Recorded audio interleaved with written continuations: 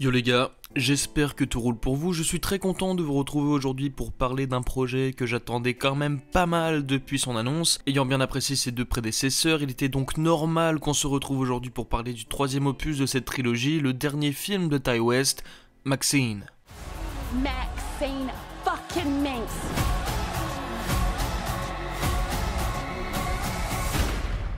Nicely done. Thank you.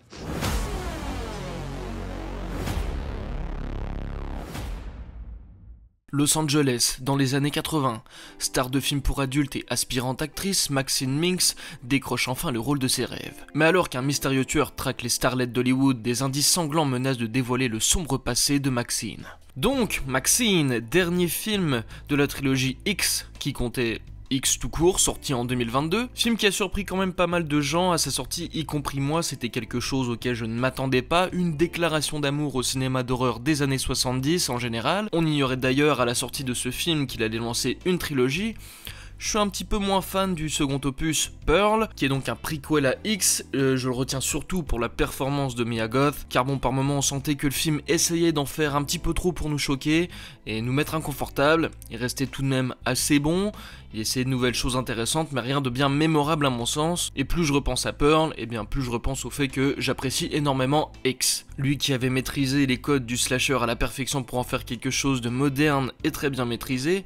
On comprend donc avec ces deux projets que Ti West est un gars assez ambitieux qui adore le cinéma et surtout le vieux cinéma. Il était donc normal d'avoir une petite attente pour ce troisième opus quand on voit ce qu'il nous avait proposé avant. Là où Pearl se déroule dans les années 20 et que X lui se déroule dans les années 70, Maxine fait le choix de nous emmener dans les années 80 et bien entendu le film va rendre énormément hommage aux films d'horreur de cette époque, que ce soit du côté de Giallo avec les éclairages, les couleurs pétantes, les éclats de sang, les tueurs avec les gants en cuir et tout le bordel.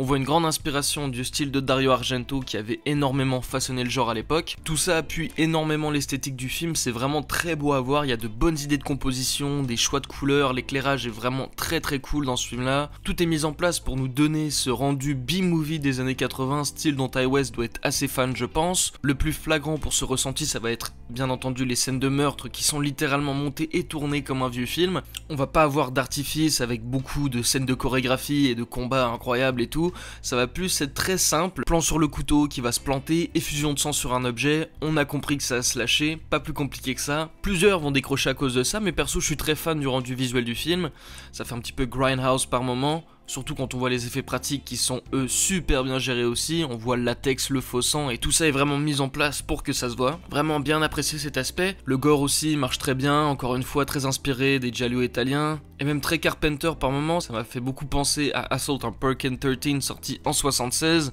D'un point de vue performance, on voit que les deux précédents films ont quand même fait parler d'eux. Le casting est plus impressionnant dans ce film là, Giancarlo Esposito pour commencer, bon il est pas très présent à l'écran mais au moment où il est là il nous délivre une presta quand même très bonne, différente de ce qu'il nous fait habituellement, où il est toujours stock dans son rôle de Gus Fring, où il joue toujours ce rôle-là. Dans Maxine, ça fait du bien de le voir un petit peu se lâcher, jouer un rôle un petit peu plus funny, plus léger.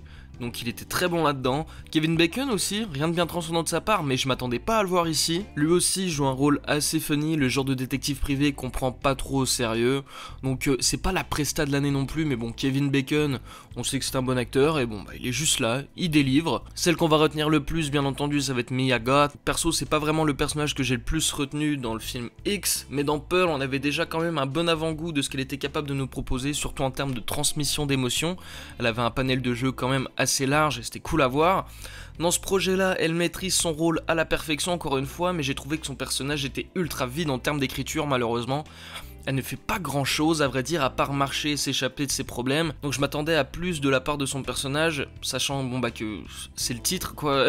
Quelques autres trucs aussi qui m'ont déçu. Ti West est passionné par cet univers hollywoodien et on sent bon bah qu'il essayait de caler le maximum de références possibles. Des fois c'est un petit peu too much, mal amené. La référence par exemple autour de Psycho, je l'ai trouvé vraiment très mal exploitée. On dirait bon bah qu'elle est juste là pour nous faire dire ah stylé l'hôtel dans Psycho. Mais à part ça, bon, ils font pas grand chose avec, à vrai dire, donc c'est juste un petit peu nul de ce point de vue-là. Ils ont aussi voulu nous donner un aspect de la face cachée d'Hollywood avec, bon, le personnage qui rentre dans le milieu, pensait que ça allait être vraiment très cool, mais finalement, bon bah, c'est pas un milieu vraiment sympa, voilà. il va y avoir un délire avec un culte et une secte, bref, malheureusement ils sont un petit peu plantés avec ça. Ils nous mettent en place aussi le Night Stalker aka Richard Ramirez, tueur en série qui a marqué LA à l'époque, et je trouve qu'ils sont passés à côté de quelque chose avec ce personnage aussi. Le film te fait croire que ça va être lui le méchant, mais en fait que nenni, c'est juste un délire de culte sectaire, et quand ça arrive, ce délire avec la secte, c'est assez mal exécuté, très cliché, très clunky en fait, et ça donne une fin un peu pétard mouillé au film. Et j'ai le ressenti qu'à la fin il s'est pas passé grand chose, il y a de bonnes idées de base derrière le projet, mais ils font rien de vraiment transcendant avec. X nous emmenait quelque part, il y avait un début, il y avait une fin, il y avait une évolution de personnage. Dans Maxine, j'ai vraiment juste l'impression que le film commence au point A et qu'il finit aussi au point A. Il n'y a pas vraiment de péripéties ni rien à l'intérieur du film, on fait juste regarder Maxine errer et subir des trucs en fait. Mais à part ça, pas grand chose, donc c'est très dommage de ce point de vue là. Ce que je vais retenir, c'est bien entendu, c'est le point de vue visuel de ce film, c'est vraiment le plus beau des 3 films. X avait une bonne idée aussi de ce point de vue là, il y avait des trucs visuellement intéressants dans X, mais là dans Maxine c'est là que ça va rentrer vraiment dans le concret. Mais à part le visuel, en termes de character development, c'est vraiment très pauvre de ce point de vue là. Donc allez le voir si ça vous tente. Si vous avez vu X et Pearl et que vous êtes curieux, et bien peut-être que vous pouvez passer un bon moment, parce que c'est pas non plus un mauvais film, mais ça aurait pu être meilleur quand même. Bref, suivez-moi sur Letterboxd, ce serait franchement très sympa de votre part. Abonnez-vous à la chaîne, laissez un petit like, ça fait toujours plaisir, et dites-moi ce que vous avez pensé du film en commentaire. Si t'as kiffé la vidéo frérot, et bien peut-être que tu vas kiffer une de ces 2 vidéos là aussi, donc va jeter un coup d'œil. Sur ce les gars, moi je vous dis à la prochaine.